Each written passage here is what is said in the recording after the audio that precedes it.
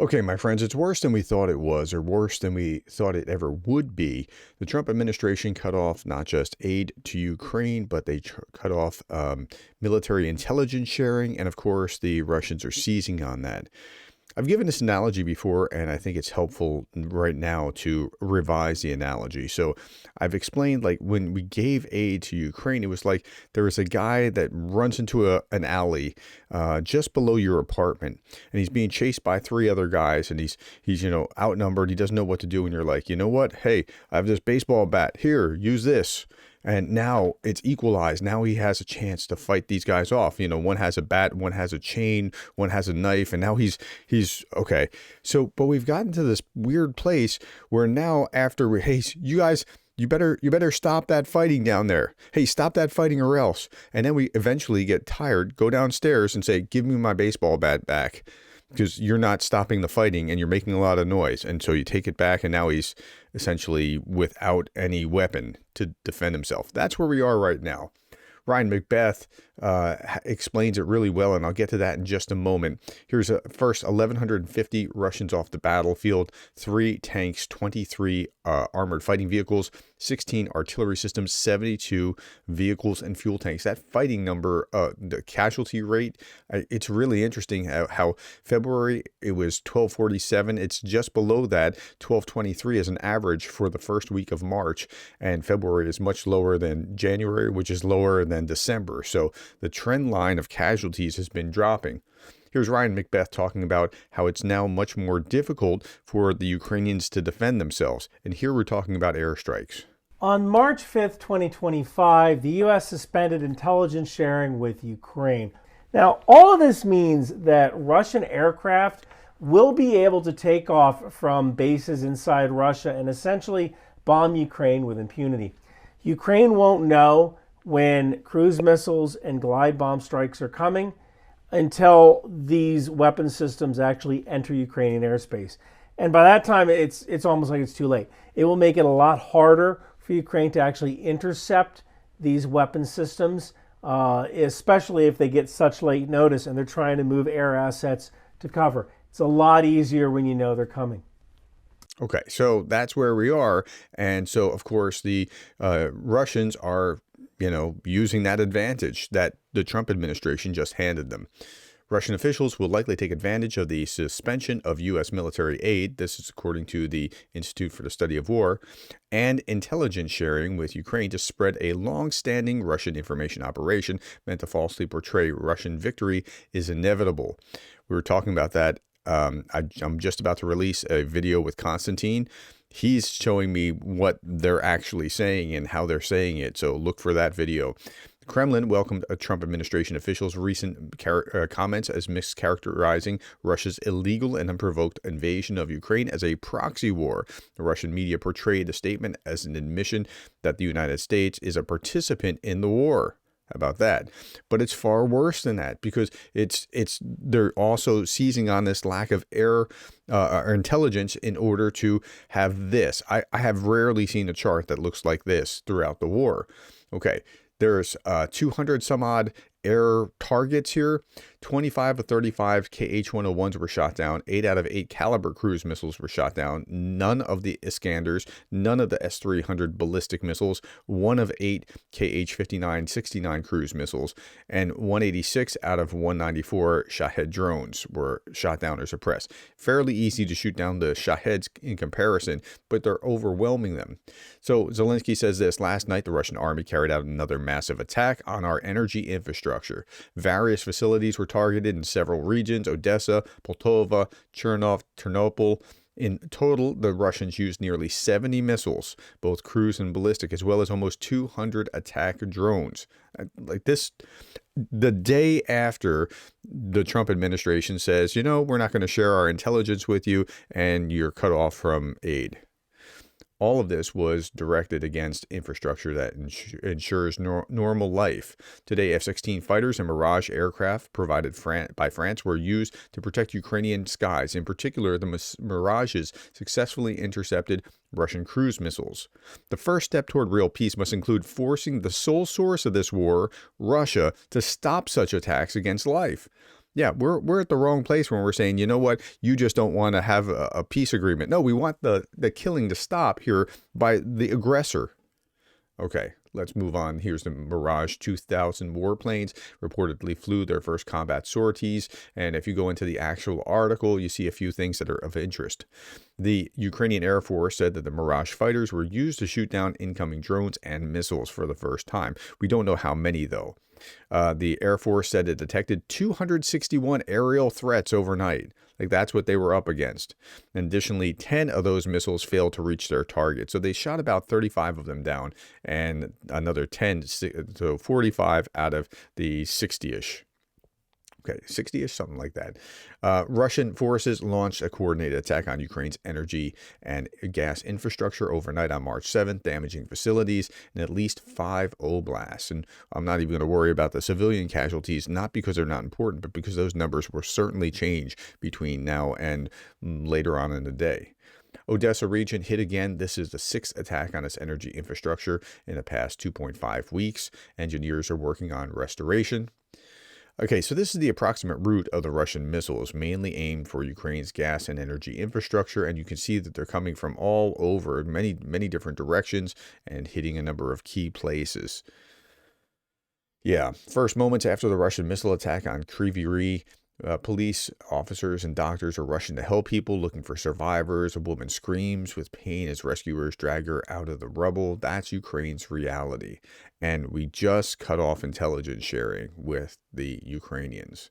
Now, it gets even worse. So let's go back to this analogy that we had here. So we not only take away the bat, but we say, another neighbor says, hey, I've got this steak knife here. Use no, you can't. No, you can't give that to him. No, because then, what's going to happen is that they're going to keep fighting, and you got to stop this fighting. Okay, so that's kind of where we are. So Maxar Technologies has cut off Ukraine's access to its satellite imagery. Ukrainian users of the service received a message stating that the access to the services were terminated by administrative request. That is, the U.S. government has asked them to not assist Ukraine. That's where we are. Sir William Browder says this looks like a well-orchestrated conspiracy by the U.S. government to destroy Ukraine's ability to defend themselves. Of all my pessimistic scenarios about how this war would develop, this was not one of them. Yep. Me neither. Okay, let's look at the Frontline update. Per cross direction, invaders try to break through 17 times. Again, it's a low number, and that low number is somewhat correlated well with this low number of casualties here. So that's where we are. And then Kyiv Post, Russians have broken through the Ukrainian defensive line near Sutsa, so that's a bad thing, in Russia's Kursk region. A breakthrough has occurred in the blocking area, this territory where our units are trying to hold back the enemy to avoid a threat of partial or complete encirclement.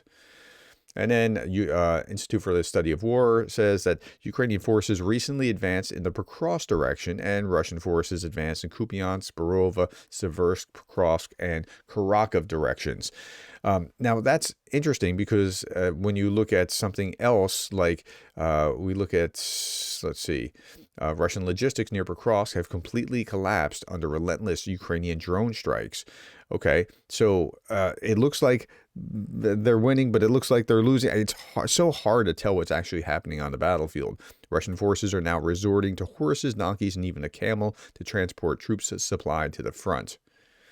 And this is War Translated, talking about where Ukrainians are advancing, in contrast almost to what the ISW was saying. While Trump is saving Putin, the latter is facing problems on the front lines. AFU are counterattacking in several locations across Donbass, including Pokrovsk, Chasiv Yar, and Toretsk. Russians report serious issues with manpower depleted by Gerasimov's endless meat assaults. So it's hard to say what is happening, but things are happening. The fact is, however, this is Andrew Perpetua saying the Russian military is weak. We need to be ramping up support to Ukraine. Comrade Trump's actions are increasing the length of the war, not shortening it. It's so interesting that by what he's doing, he's actually making the situation far worse for the Ukrainians. In order to bring them to the table for a peace. There's no equality in this to cause the Russians to have to do the same thing. but we can act to shorten it by dumping resources into Ukraine. Russian economy is shot. Russia's military is weak. It's time to boost Ukraine. I agree thoroughly. Now, Senator Senator Graham of South Carolina urges Trump to impose sanctions against Russia if Putin refuses to engage in peace negotiations. But again, here's what's happened. We're taking away the baseball bat from the guy in the alley, and then we're going to say, hey, you three, we might say, hey, you three, if you keep this fight up, I'm going to fine you.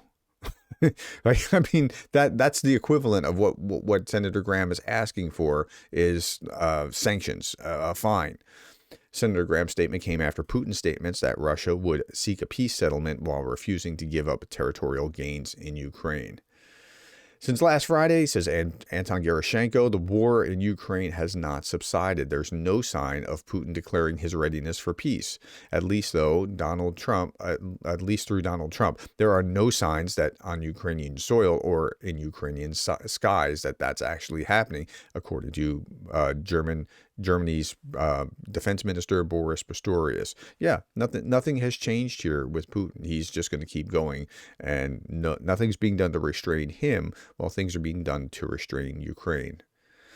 Darth Putin says the fact that I spent last night bombing Ukraine just shows that they don't want peace. Yeah. Okay, a couple last things before we go. Here is Steve Rosenberg of the BBC. Consequences of the U.S. stopping intelligence and sharing with Ukraine. One newspaper sees them as now we have a higher chance of finding the enemy's weak spot and striking them when they're not expecting it. Okay, let's listen to this. The Trump administration claims that by pausing military aid to Ukraine and by stopping intelligence sharing with Kiev, America is facilitating the peace process.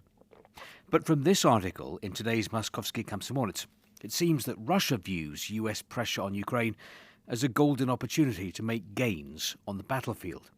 Ukrainian troops have been left without intelligence on the eve of a major spring-summer campaign. The Ukrainian army, deprived of US military equipment and American intelligence, will soon have a nasty surprise. Analysts believe the Russian army may launch a large spring-summer offensive. It will require a massive effort by Ukraine to discover the details.